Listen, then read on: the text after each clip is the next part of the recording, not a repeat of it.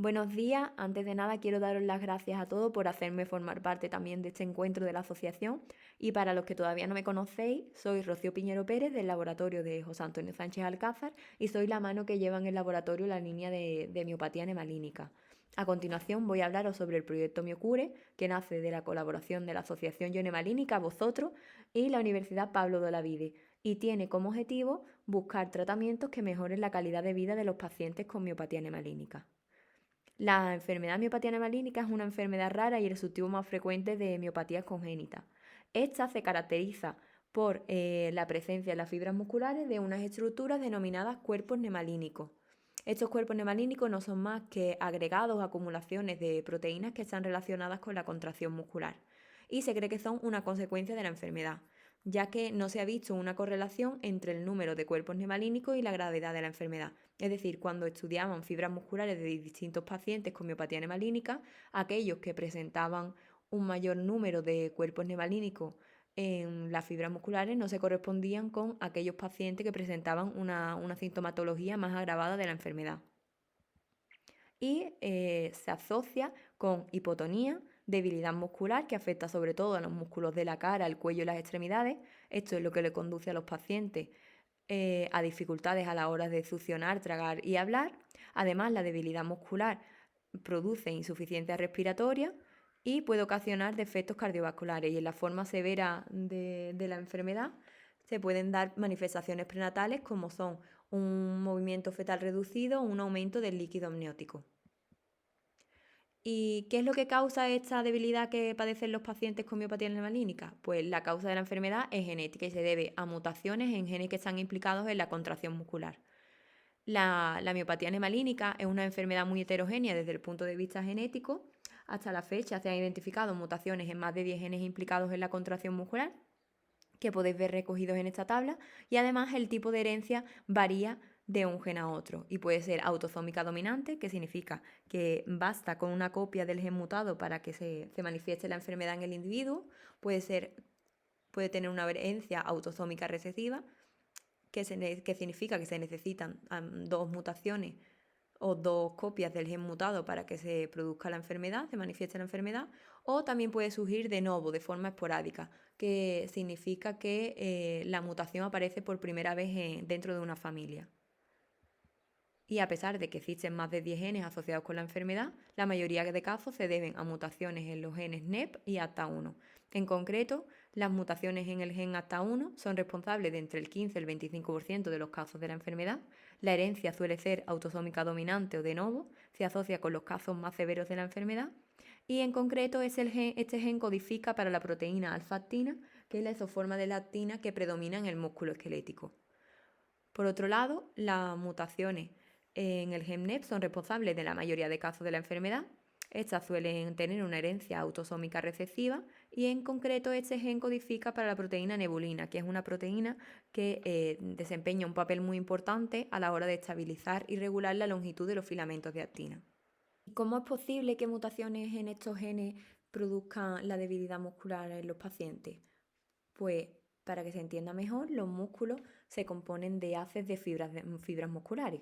Estas a su vez están formadas por miofibrillas que a su vez se componen de sarcómeros, que son las unidades funcionales más pequeñas de contracción muscular. Los sarcómeros están compuestos fundamentalmente por filamentos delgados de actina y filamentos gruesos de miocina. Y estos son los verdaderos protagonistas de la contracción muscular. ¿Cómo se produce la contracción muscular? Pues se produce gracias al deslizamiento de un filamento sobre otro, es decir, de los filamentos de actina sobre los filamentos de miocina. Sin embargo, para que la contracción muscular se produzca correctamente, son muchas las proteínas que participan en su regulación. Dentro de estas proteínas se encuentra la nebulina, que como he dicho antes, desempeña un papel muy importante a la hora de estabilizar los filamentos de actina y regular la longitud de los mismos, pero además presenta un papel muy importante regulando la contracción muscular, la interacción entre los filamentos de actina y los filamentos de miocina. Esto es lo que explica que fallos, mutaciones en los genes NEP de la nebulina y el gen ATA1 hagan que la contracción muscular no se produzca correctamente y los pacientes presenten debilidad muscular. Desafortunadamente, aunque existen varias opciones terapéuticas en estudio, actualmente no existe una terapia curativa para la enfermedad y el tratamiento es sintomatológico, se dirige a los síntomas específicos de cada paciente, como puede ser la ventilación mecánica en los casos de insuficiencia respiratoria, la monitorización de la función cardíaca y el uso, por supuesto, de técnicas ortopédicas y fisioterapéuticas. Y ante esta necesidad nace el proyecto Miocure. Como he dicho antes, este proyecto nace de la colaboración entre la Asociación Ionemalínica y la Universidad Pablo de Olavide y tiene como objetivo estudiar la enfermedad miopatía anemalínica utilizando fibroblastos dérmicos de pacientes. ¿Y qué ventajas tiene trabajar con estos fibroblastos? Pues estos se obtienen a través de biopsias cutáneas que son menos profundas y dolorosas que las biopsias musculares. Además, estos presentan alta capacidad proliferativa, que significa que crecen mucho, muy rápido y nos permite a nosotros generar grandes hechos de células. Tienen una manipulación sencilla y el coste de trabajar con ellos es mucho menor que el de trabajar con otros organismos modelos y otras líneas, otros tipos de tipos celulares. Se conoce también que los fibroblastos son un buen modelo celular para estudiar otras enfermedades. Aquí tenéis un ejemplo de nuestro laboratorio en el que podéis ver utilizando la tinción de Prussian Blue, que es una tinción que tiñe de color azul el hierro que está en el interior de la célula. Aquí podéis ver cómo los fibroblastos derivados de un paciente PECAN, PECAN es una enfermedad que pertenece al grupo de las ENASH, de las enfermedades neurodegenerativas por acumulación cerebral de hierro. Estos fibroblastos presentan una acumulación de hierro mucho mayor que la que presentan los fibroblastos derivados de sujetos sanos. Además, la enfermedad miopatía anemalínica se asocia con una desorganización del citoesqueleto celular, que es una estructura de soporte y sostén muy importante en la célula, y los fibroblastos pueden ser un buen modelo para estudiar la enfermedad miopatía anemalínica, ya que estos presentan un citoesqueleto celular prominente con abundantes filamentos de actina y además poseen capacidad contráctil. En este ejemplo que veis aquí podéis ver cómo al introducir en líneas celulares de fibroblastos mutaciones específicas de pacientes se producían agregados de actina. Y por último y más importante, estos fibroblastos presentan la mutación exacta de cada paciente. Y es esto lo que nos permite a nosotros realizar una medicina de precisión o medicina personalizada, adaptando el tratamiento al paciente para que así el efecto del tratamiento sea el máximo.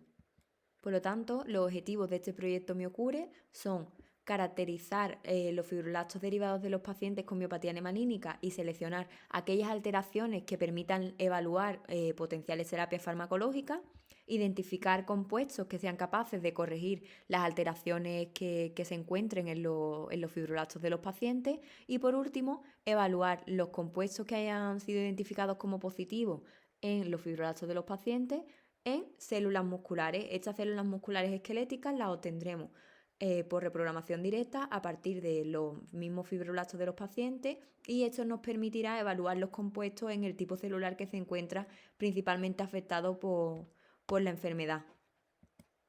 Actualmente contamos con fibroblastos derivados de 2 pacientes con mutación en ACTA1, de 4 pacientes con mutación en el gen NEP de la nebulina y un paciente NEMA2 inconcluso, pero que presenta una variante en el gen del receptor de la rianodina tipo.